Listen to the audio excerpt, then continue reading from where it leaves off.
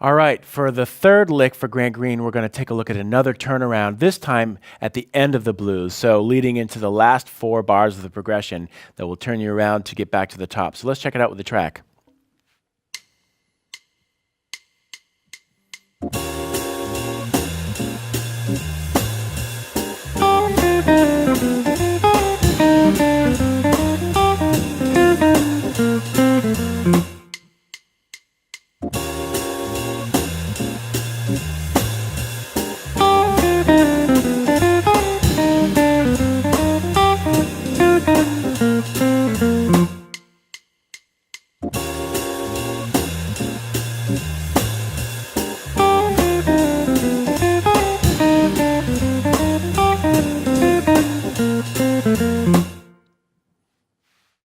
All right, so you can see this is a perfect example of his ability to play changes in a bebop setting.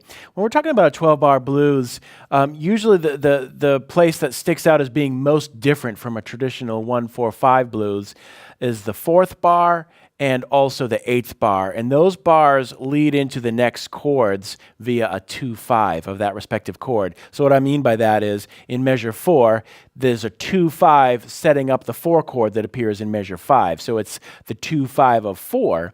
And moving on to where we are now in the progression, in measure 8, or actually in measures 7 and 8, there's a 2-5 of 2, because in this case, C minor 7 is the 2 chord in the key of B flat, and that shows up in the last 4 bars in measure 9, right? So in 7 and 8, what Grant would do a lot of times is really hone in on the sound of D minor 7, G7, and that B natural, you know, there's a perfect example of where just a blanket B flat minor pentatonic scale or something won't work. That's just not going to work. That's not going to sound right on that particular chord.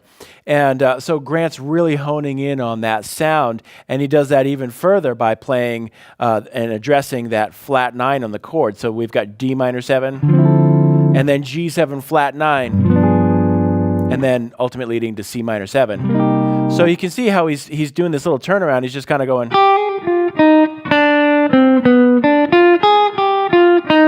And that ultimately resolves to C minor 7. So starting right on the D minor 7, he's just starting on a D.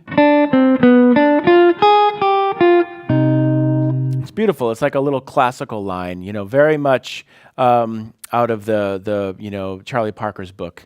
And then he keeps that going. He had this ability, like Charlie Christian, to just keep spinning out these long 8th note lines that are just beautiful and perfect. No wasted notes.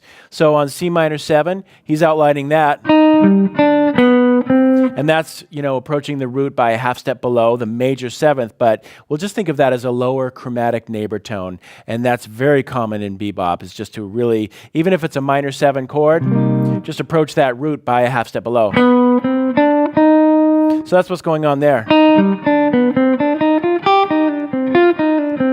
And then leading us very simply but very elegantly back to B flat, the tonic.